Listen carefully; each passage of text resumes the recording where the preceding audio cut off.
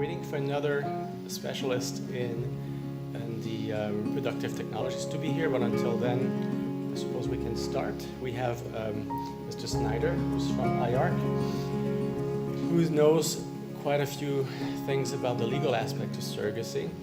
And we thought it was a good idea for us to convene as a group, although you're a very heterogeneous group from different countries, to see, to maybe get a little more details into the medical and legal aspects that can pertain to a particular region of the world, and maybe going more in depth into some questions you may have about the procedure, to the extent that we can answer as not Americans, but living in America, at least for me.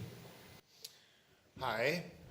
So I've been practicing surrogacy law for more than 25 years, and I've been helping people from Europe for all of those years. I think the first surrogacy I ever did in Minnesota in 1990 was done for a German couple using a Minnesota surrogate. Since then, I've helped couples from Germany, Belgium, Switzerland, France, Italy, the Netherlands, the UK, Sweden, Australia, Hong Kong, China, and numerous destinations in South America. So my brain is full. I probably have too much to tell you, but I will try to tell you only the important stuff. If any of you have talked to me already, you've already heard this. But if you're going to do a surrogacy where you live in one country and your surrogate lives in another, the most important piece of advice I will give you, and please listen carefully, is you need an attorney in the country that you reside in, that you are returning to, and that attorney should be the first person you talk to. Here's why. A doctor's definition of a successful surrogacy is the healthy live birth of your child. That's a good start, but it's not the end. Your definition and my definition as an attorney is the healthy birth of a live child of whom you are the legal parent and that has your citizenship wherever you go. And that confluence, that intersection of medical and legal makes this a very complicated process, even if you don't cross international borders. But if you do, you want to know how your legal parentage and the citizenship of your child is going to be established when you go home. And if you talk to an expert in your country and they say it can't be done, or yes, I can make one of you the parent but not the other, or yes, I can do it but it will cost you 15,000 euros, you need to know that. And you need to make sure that your success at the end of the process is exactly what you expect and exactly what you need. So my advice is you set that bridge up, anchored on one side by an attorney in your home country and in the other side by a very experienced legal expert where your surrogate resides. And that bridge is what's going to make a successful process for you. When you come home, you will need certain types of documentation, and that documentation differs depending on what country you're going home to.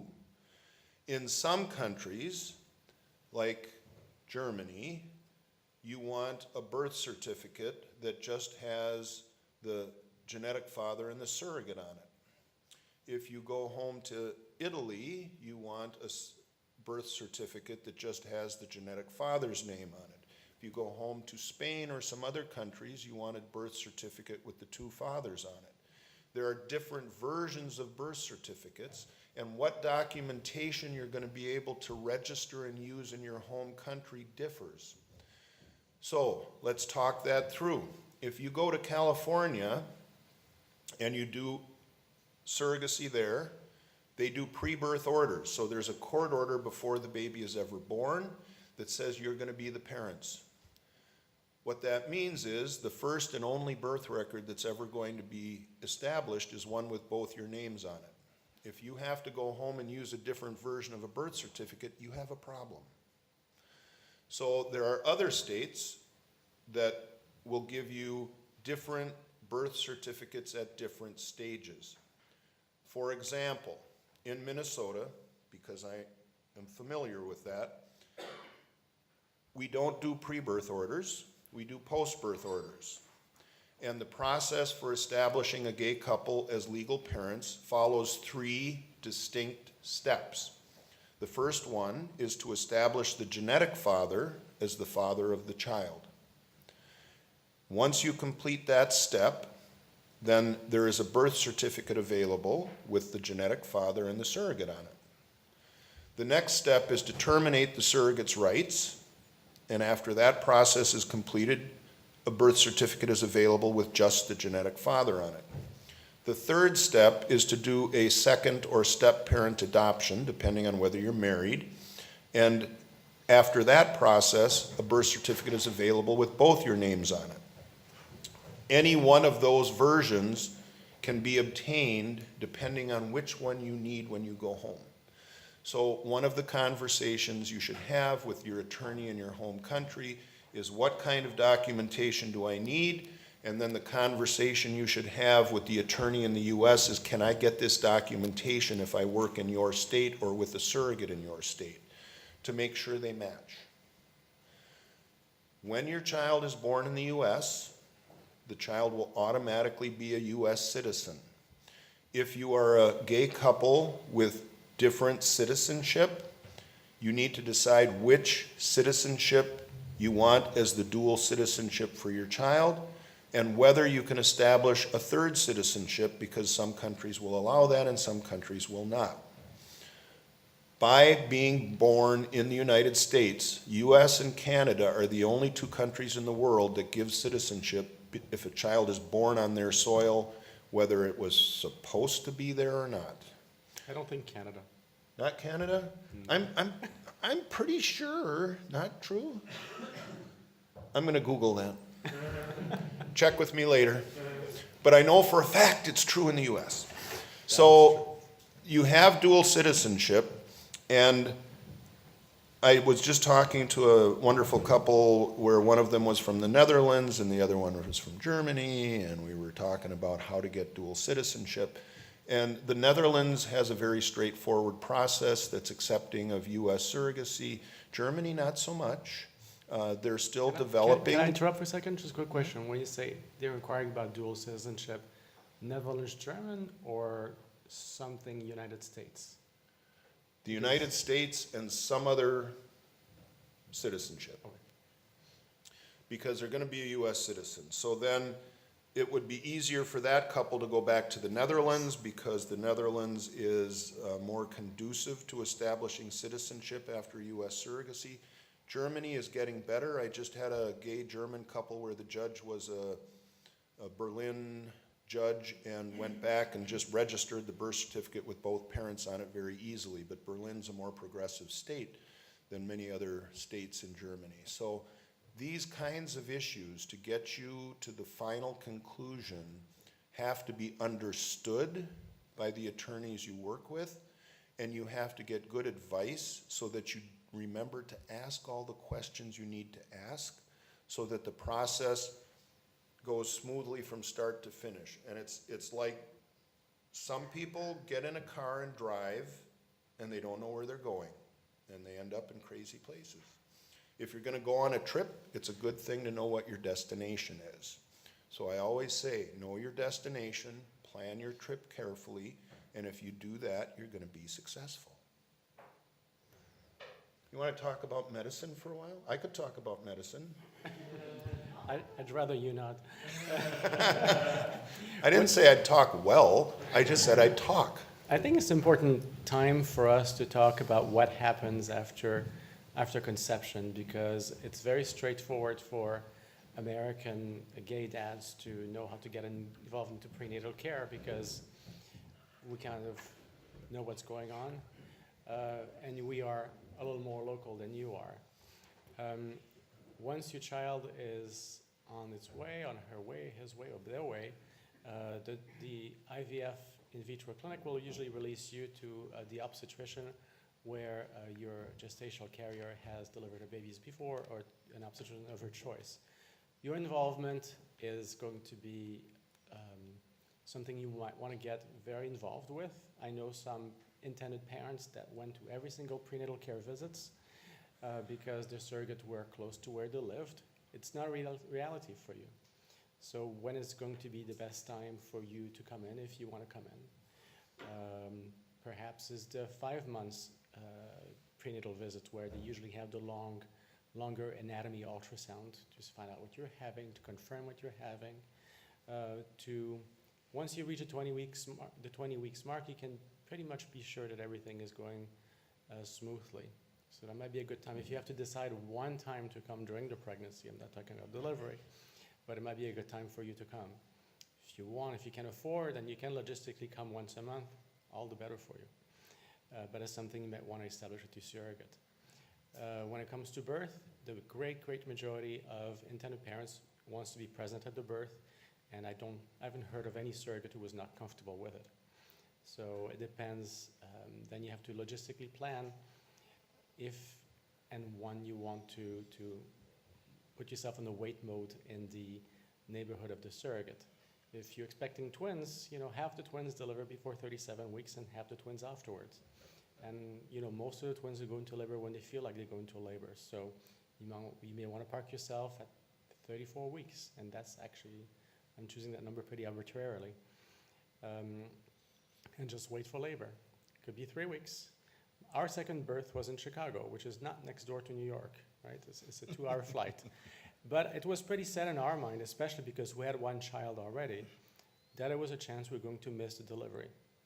So we made plans to move ourselves, the family, the child, to put him out of daycare, for me to leave my job as a busy obstetrician, to put my practice on hold at 37 weeks. Well, guess what? She went into labor at 36 and a half weeks, and I didn't make it to the birth, which was fine. I delivered my first baby. I was hoping to deliver the second one. It didn't happen, but that's fine. It was understood that it was a risk I was taking. For you in Europe, you might feel the same way. If you really, really, really want to be present at the birth, well, go really, really early and wait.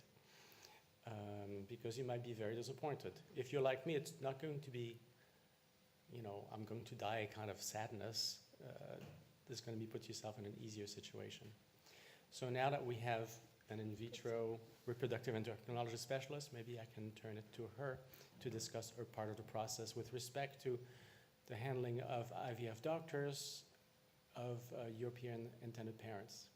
Great, thank you, George. Okay, so I'm going to talk a little bit about the medical process, and really, it's not that complicated. Basically, initially, you would make a consult with your infertility doctor, and it would either be by phone or by Skype or in person.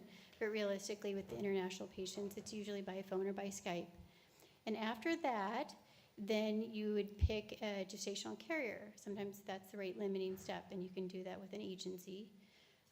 In our clinic, we have in-house donors, so the clinic would help you pick an egg donor. If you're at a clinic that doesn't have in-house donors, then you'd have to go to a separate donor agency. But basically, make your appointment, establish yourself as a patient, then you pick your carrier.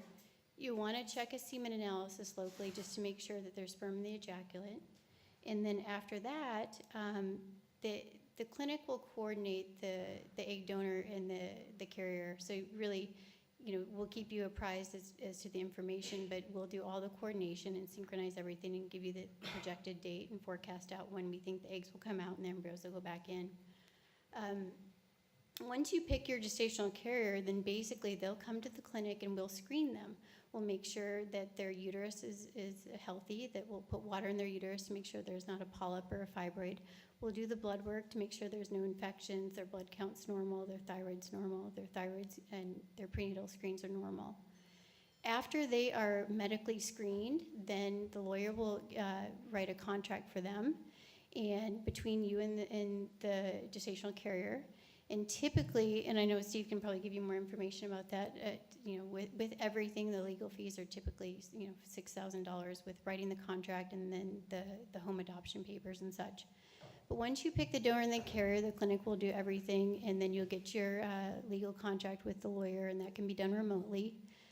Then you would come to the States literally for 1 to 2 days, and during that time period, you would bank sperm and do the FDA evaluation. FDA stands for Federal Drug Administration. Basically, it's a questionnaire, a brief physical exam. There's nothing internal. And then there's blood work for infection screens. If anything is positive on the infection screen, it's not an absolute exclusion. You can still be a daddy, but then the carrier has to sign a waiver knowing that they know this. And then, so everything is done remotely except for you come to the States to bank the sperm and do the FDA testing, and then the clinic will coordinate the donor and the carrier. Hopefully you're pregnant on the first or second try, which is very realistic. It's a high prognosis, high success situation that you're in. And once the baby is born, then, well, the lawyer will have set up that there's insurance between the carrier. And so the carrier will typically have an insurance policy already. Once the baby or babies are born, then you'll either have to pay $2,200 just to take the baby home if it's a non-eventful delivery, or take a policy. I know the policy that we have now is that you have to pay $300 a month for 6 months for the baby. And the lawyer will take care of that and also do all of the passport and the home adoption things. And I know you were talking about if you have daddies from different countries. I mean, we've had patients where one daddy was from France, one daddy was from Spain, and so they get a passport American, Spanish, and French, and it's really not that hard in certain states. So that's the logistics, really. You make your consult, you pick your donor and your carrier, and then the clinic will coordinate that. The lawyer will get your insurance. You have the babies, and the lawyer will deal with the passport information. So screening a donor, basically, well, there's different types of donors. You can have fresh eggs or frozen eggs. The fresh eggs, I feel, are better because typically you'll get more eggs than with frozen. If you go to an egg bank where someone's already gone through, they've harvested her eggs, and then they put them in an egg bank, and then they'll give you 6 or 7 eggs. 6 or 7 eggs could make a baby, but with the egg bank data, it's about 50% chance of having a live born with 7 eggs. If you go through with a fresh egg donor, you'll typically get more than 6 or 7 mature eggs. Usually the average egg donor is between 15 and 30. And you'll have higher chances of getting pregnant and having a sibling project. So, both are options, but I favor the fresh right now. There's also the option of sharing an egg donor with another couple, which, it's a nice option, but honestly, I think would only work if that egg donor makes 30 or more eggs. And 30 sounds like a lot, but from egg to blastocyst, there's a 5-to-1 ratio. So first you have eggs, then usually 2/3 fertilized. So if you have 25 eggs, maybe 16 fertilized. Then we watch these little embryos divide for the next 5 days. And typically only, there's a 5-to-1 ratio from egg to blastocyst, which is a day 5 embryo. So if you have 25 eggs, you expect 5 blastocysts. When you have 5 blastocysts, then you decide, do I transfer 1 or 2, or do I do genetic testing on these embryos? If you transfer 1 blastocyst, you'll get about 40% baby. If you transfer 2, then you're going to get about 65% baby, 45 singleton, 20 twins, 1 triplet, and that would only be if they both took in 1 split to identical, which incidentally happens more in the lab than in nature. If you do PGS, which is genetic testing on the embryo, so you have this blastocyst and you biopsy the embryo, and you take 3 cells from it, and then you splay it out to see if the chromosomes are competent, if it's 24 chromosome competent. And usually 60% of these donor embryos are going to be chromosomally competent. So if you have 6 blastocysts, 60% would be 4. So then you say, okay, we biopsied embryo 1, 2, 3, 4, 5, and 6, and 4 are normal and 2 are abnormal. If we know these are genetically normal, it kind of ups the implantation rate. So instead of 40%, it'll be 50 to 55%. So if you do PGS, the implantation rate will increase at least 10%, probably 10 to 15%. It's a way to transfer 1 embryo and feel higher confidence. If you transfer 1 embryo with PGS, instead of having 40% baby, you're going to have 55% baby. If you transfer 2, you're going to have probably 85% baby, but half of them, or more than half, will be twins. So of those 85, you'll probably have 40, 45 twins. There's not a right or wrong answer. From a society viewpoint, probably the right thing is to transfer 1 embryo at a time and get 55% baby. If most of my patients actually do 2 embryos without PGS, because PGS costs $4,000 extra at my clinic, and for up to 8 embryos. But if you transfer 2 without PGS, 25% are going to be twins. So of the 65, 45 will be singleton, 25 will be twins. So there's not a right or wrong answer, but that's as far as the egg donors go. You want to screen someone who's healthy, and they're high egg makers. And as far as the surrogate markers for a high egg marker, we look at hormones. There's a hormone called anti-Müllerian hormone.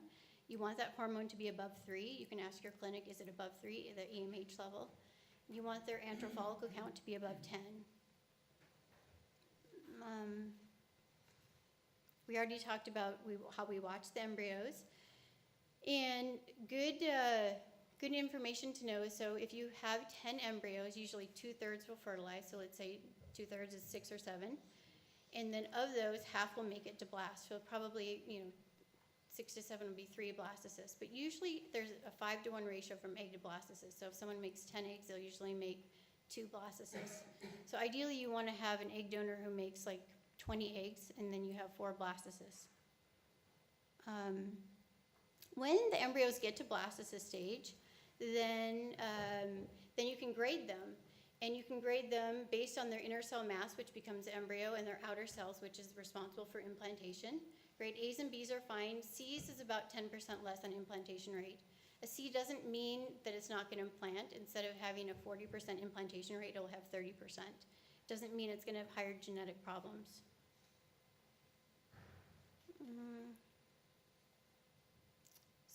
And with a carrier, the basic things with the carrier is you want a healthy person where they're not obese.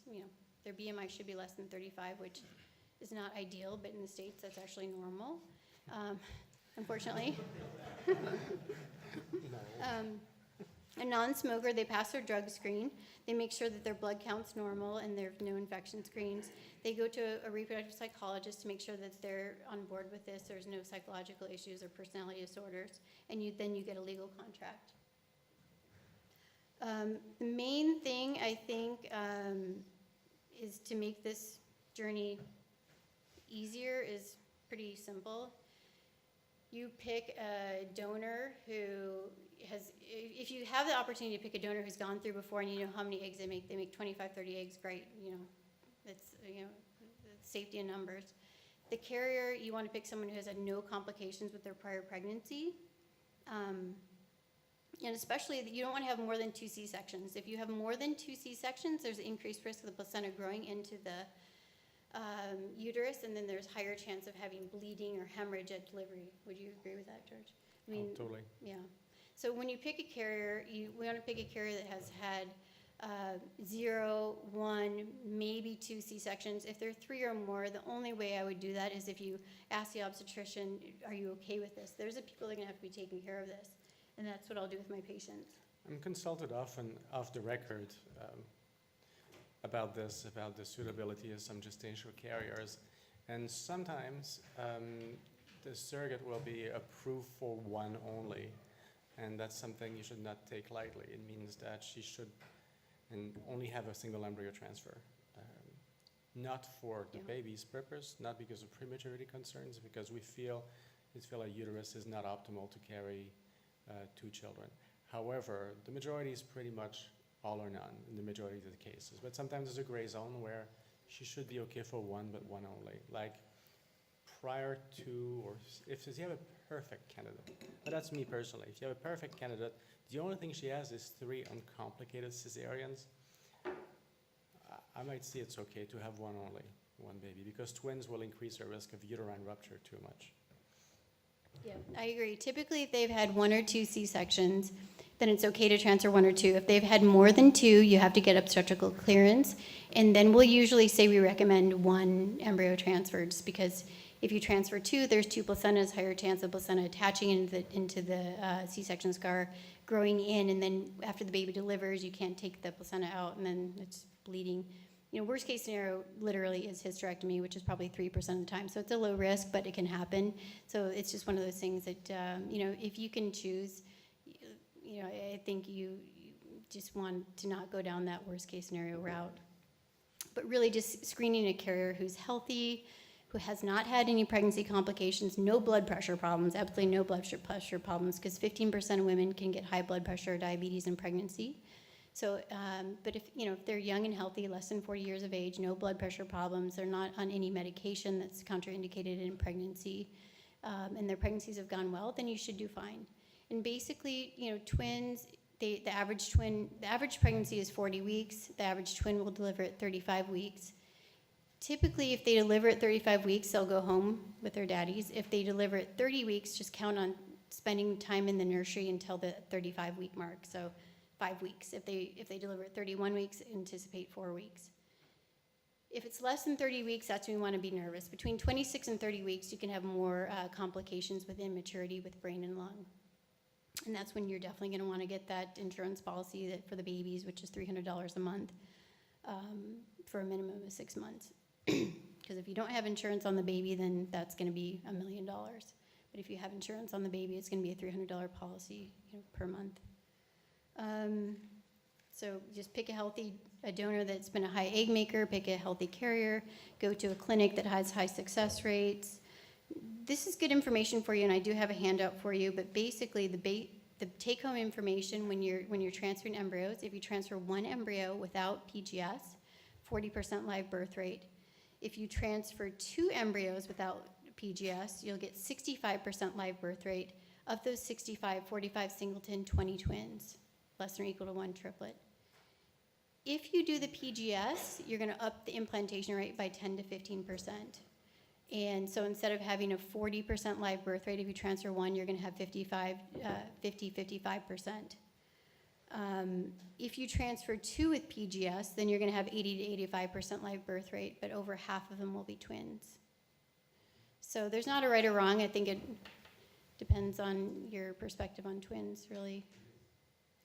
My question is this related to the final result of getting a baby, or this percentage are related to the early? Yeah, good question. This is the final result, live birth rate. So if you transfer, 1 with PGS, the pregnancy rate would be about 60%, but the live birth rate is going to be 55%. Okay. In statistics for obstetricians, we talk about pregnancy rate, delivery rate, so live birth rate, but also take-home baby rate. That's the most important, because I'm only doing take-home baby right now. I mean, I could baby. confuse you more, but there's too much information here. It's bottom line. It's the live birth rate, and the twin rate. So if you transfer 1 embryo with or without PGS, you're about 1 to 5% twins. Only that crazy thing if they split. If you transfer 2 embryos without PGS, you're going to have about 40% twins. So of those 65 that you go home with, 40% would be 20. So of the 65, 45 with 1 baby and 20 with 2.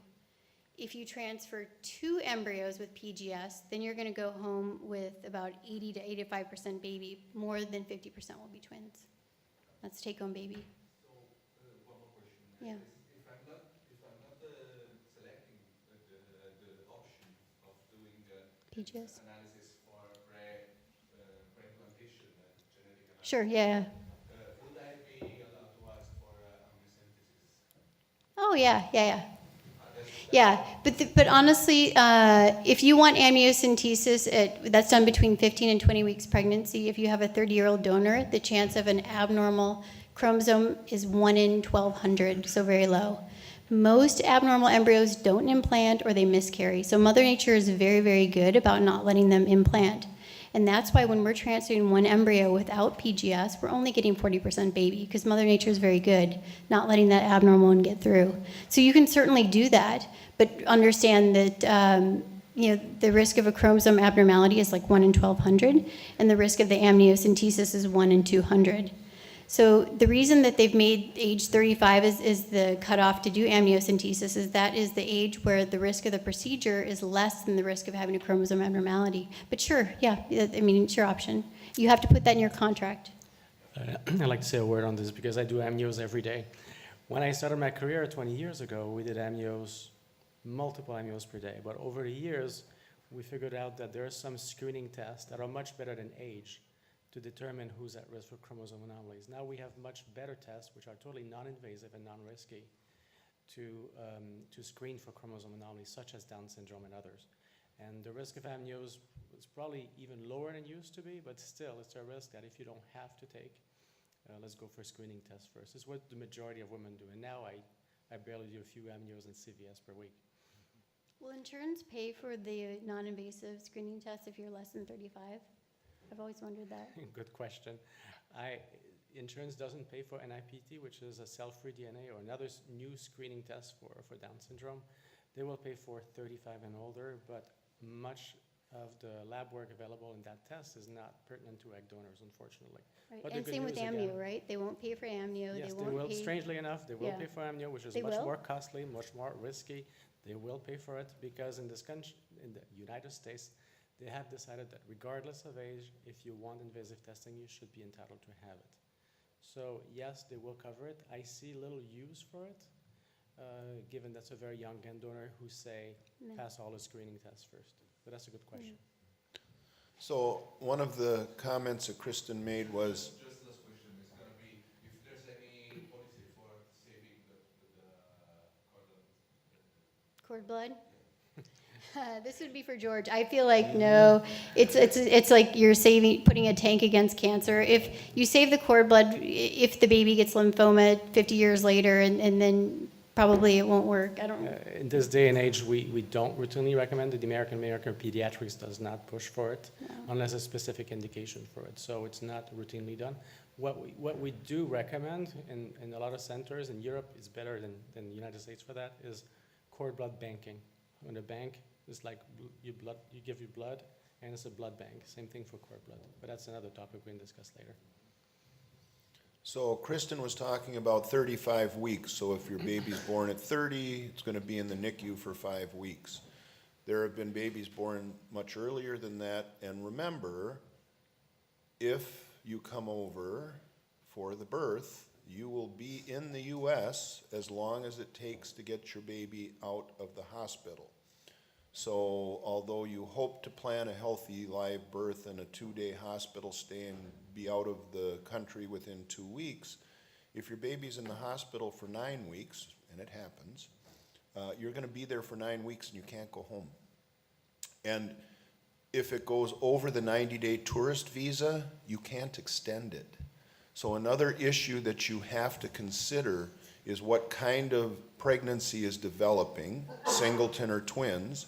And if it's twins and there's the likelihood of a premature birth or even the possibility, what kind of visa are you going to get to come over here?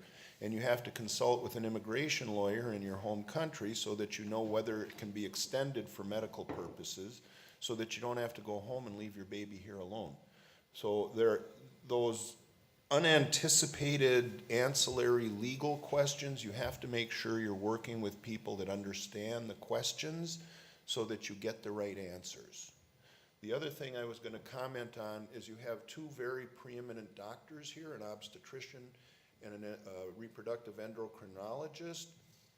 This one you will pick, that one your surrogate will pick. The surrogate typically chooses the obstetrician, and she typically chooses the obstetrician that has managed her previous pregnancies, with whom she has a relationship, and who will, in the case of a minor dispute between you and the surrogate as to how to manage the pregnancy, often side with the surrogate, much to your chagrin.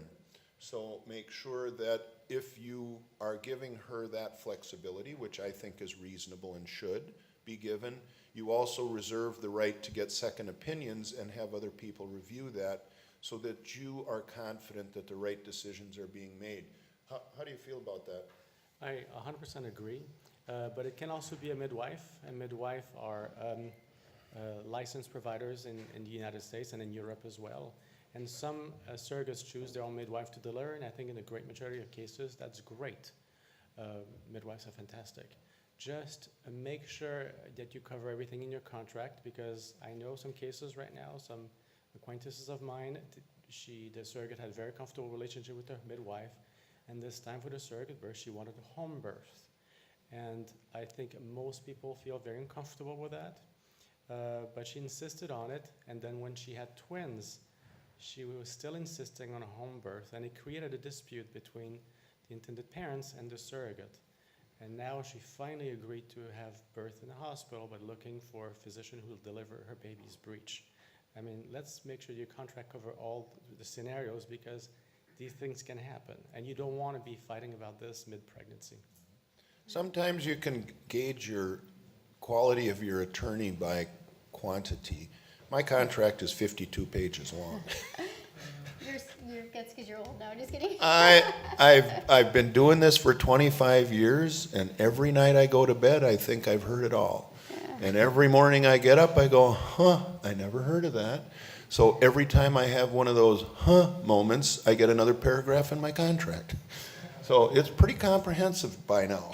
Yeah, I think Steve is bringing up a very good point. If you have someone who's done through this a lot, they're going to tell you, well, this is a possibility. How do you feel about this? Like, would you want to do an amnio if the baby's measuring small? If the baby's breech, would you want home birth? And so they'll bring all these things up before. Or if the baby's small and then you do an amnio and it's at 1 in 1,200 where it's Downs, are you going to agree to have reduction or not? And so all these things are brought up before, and so everyone's on the same page, and then it's very rare that it happens, but as long as it's been discussed before, then it works out. Well, so far we have been talking about technicalities. I'd like to know your opinion as an expert after the birth. So let's say everything was okay. Then Sure. the emotional part of the baby starts. The breastfeeding, for instance, there are parts that say that it's very important for the immune system, but then there is a link that is created with the breastfeeder. I think this is a fantastic It's called question. pumping milk. Well, I have a bit of a different opinion on that. I think as an obstetrician, and a very earthy, crunchy obstetrician, they call me the midwife at work because I'm one of those. I'm pushing breastfeeding nonstop. However, we do surrogacy because we don't have a uterus. But to replace breast milk, there's formula. And formula is a pretty good replacement for breast milk. I'm all for breastfeeding. It has its advantages, but most children will do very, very well without breast milk. And I think breastfeeding continues a link that the surrogate must have with her, the children she gave birth to. That's not absolutely necessary. So I think in our two cases, our surrogates wanted to go on with their life as soon as possible. And the fact that they did not have, the pumping of the milk, breastfeeding I definitely would not encourage. Breastfeeding is the baby directly on the breast. I think that would be viewed negatively by most people, breastfeeding a child which is not hers.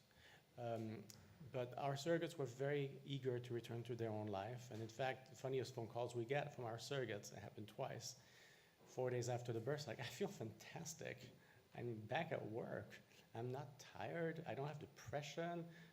And we are exhausted because we're taking care of the newborns, but it's like it's the surprise that it was so easy for the body to go back to normal. And the breasts are full for maybe a day or two after giving birth, regardless of what you're going to do. But after 2 or 3 days, it's passed, and they do well. Now, what I've seen before, and I'm not going to blame everybody for doing it, but I'm not for breast milk in surrogate kids, is that they will ship it in ways that I don't think are optimal. If you're going to do the pumping and shipping the milk, it has to be done well, it has to be frozen well, it has to be conserved well in terms of not exposing the baby to any microbes that are suboptimal. As it turned out, a colleague of mine gave birth to a 26-weeker at the same time my second son was born, and her daughter thankfully did very, very well. But her daughter was tiny, she was not eating very much, and my friend had a full load of frozen milk, breast milk that she was not using, and she's passed it on to me. But that's, I just took it because it was there, because it was not going to last for her daughter. But that's a totally different story altogether. That is something that's usually covered in the contract, and most resolution is most surrogates are happy to pump breast milk while you're still in the city that she gave birth and you're in close proximity so you can get the milk without pumping it. She often delivers it or you go to her house. And for 2 to 3 weeks after the birth, your baby has the benefit of it, and then you convert over to formula when you go home. But as George said, sometimes they will ship it across long distances. That's something you need to chat with your doctor about. I don't believe, and I put in my contract, do not let the surrogate breastfeed under any circumstances. Because if I have a 3 out of 100 chance that that woman is going to bond to that child and have an emotional difficulty giving it up, even if she doesn't assert it, I don't want to create that bond to anybody's detriment. And I believe that it does. And have you seen a woman pump before? And it's really not the most comfortable thing to ask somebody to do this for weeks and weeks and months after birth. Sure, it's feasible, but For the first week, for the immunoglobulin, for the protection of the baby, just for the first 3-4 days. you can make an argument. But many kids are not breastfed or don't get breast milk and they do well. They cannot grow without a uterus, right? But they can definitely thrive on formula. So I have a totally ancillary comment. As an employer, I have to deal with pumping breast milk because I employ a woman who was a surrogate, gave birth, pumped milk for the parents, and has decided to pump milk for a breast bank and has been pumping for 9 months. And I'm going, I'm not sure I like that. You're very, very nice. And now, another one of our employees gave birth to her own child, is done breastfeeding her child, and has been convinced to pump milk for the breast bank too. And pretty soon I'm going to have an entire office full of pumping women farm. who apparently enjoy it far more than you could have anticipated. That's Minnesota. New York women do not do that. It's unique. We are developing a new HR policy on that, by the way. Do they charge for the breast milk if they? They're getting paid for it, and the surrogate that said, I'm actually making more money off my breast milk than I am at my job. Really? I find that hard I don't to think we should talk about believe. this anymore. One thing I think is important for you to know about the birth, because you had a couple questions about this.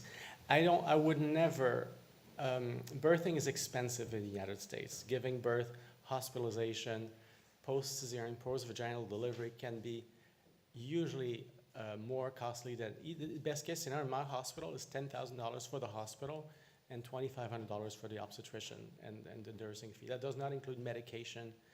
So this is in the best case scenario is $12,000. So I would never recommend that you guys contract with a woman who does not have medical insurance and take the risk of covering that cost of the delivery.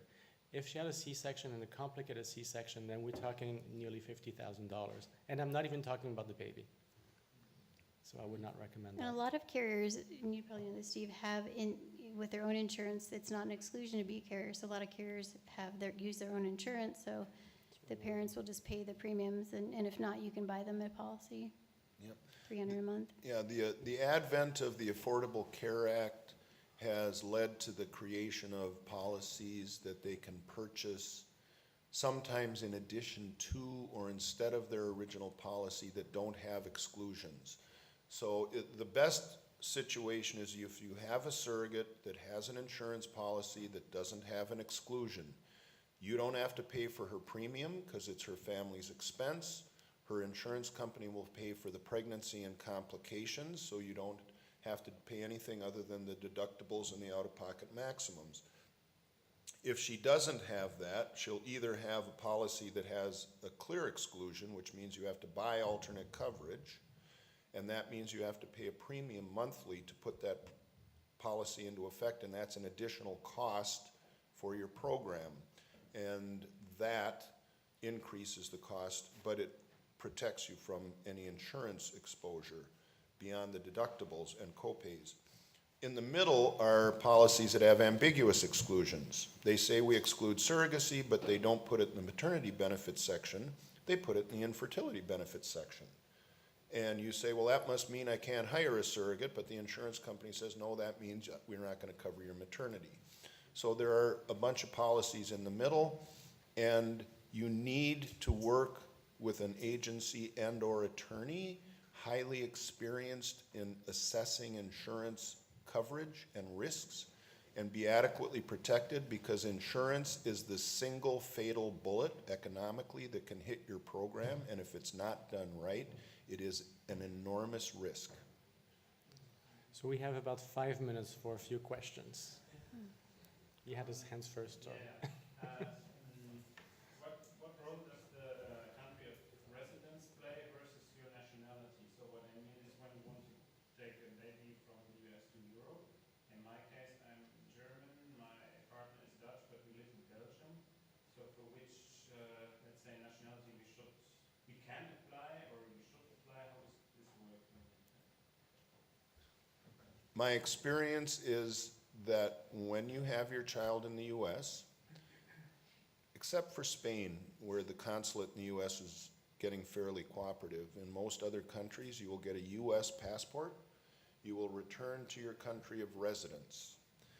Then, the genetic relationship of the father or fathers will dictate what other citizenship they can obtain. So the child will not get Belgian citizenship because neither father, even if you're a Belgian citizen by residence, perhaps that'll transmit, but it depends on the country again. Each country has its own citizenship and transmission of citizenship rules.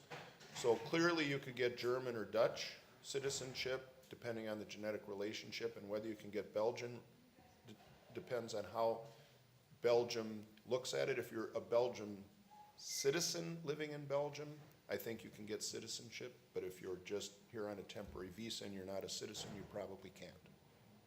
Does that make sense? I think the countries are very good about if you have one daddy from France, one daddy from Spain, they're both living in France, then you automatically get the U.S. citizenship, but then you can get France and Spain. So these children go home and they've got, 3 citizenships. One last question, and perhaps the other one will take personally. So could I ask you, you talked about legalities around the contract, pre-agreed contracts, one of both parties sign an agreement. If the living is, carrying a baby, decides halfway through, I want to abort this child, or I'm happy, whatever your legal instance is, or they can't go on with it, they feel psychologically ill or something, or on the other hand, they deliver the baby and then decide, but actually, I really can't get this baby up. Have they the right to change their mind despite pre-agreement? Well, you've wrapped some very interesting and complicated questions in one. So, let's see how good I am at parceling that out. Let's answer that in 2 minutes. Thank you. So, abortion. Clearly in the United States, the woman who is pregnant has the right to control her pregnancy. Clearly in the United States, there is case law from the courts that says certain constitutional rights may be contractually waived. It's never been applied to abortion. It has been applied to other constitutional rights. Most attorneys believe that even if you get an adequate contractual waiver, which means a waiver of an existing right, which means you're going to have her re-sign the waiver after she's pregnant and has the right, don't think it's going to be useful to force an abortion. Nobody ever evaluates it on whether it will be useful to prevent an unnecessary abortion, and I personally think there is a reasonable argument that a court might be amenable to that. So I think you need it in there, but what you really need in it is a provision that says if you don't follow what you promised, because the first reliability on whether she does or doesn't is getting matched with the right woman and having someone who's reliable and does what she says. If you end up with an unreliable one, you have to have a contract that's well drafted, and the penalty is even if it's not assignable and you do an abortion against my will, you've breached the contract, you have to get no more money, you have to give me all my money back, and the economic consequences are a deterrent. In terms of the keeping the baby, the reality is out of 15,000 surrogacies that were studied, there were 89 that ended up in any dispute, and out of those 67 were parents that didn't want the child. There were only 20-some where the surrogate actually threatened to keep it. So that's less than 0.5%. That is your smallest and least remote worry if you do it right, especially through a reputable agency. And if you do a gestational carrier, there is one rare case in New Jersey where a gestational carrier was given rights, and that's where a gay couple used a sister, and the sister and the brother started fighting. But everywhere else, if you use a gestational carrier, there has never been a case where a surrogate successfully asserted rights, and that is not a worry. Well, we have to wrap it up for this afternoon. Now we have sessions upstairs. Thank you so much for coming, and we'll be happy to take questions personally.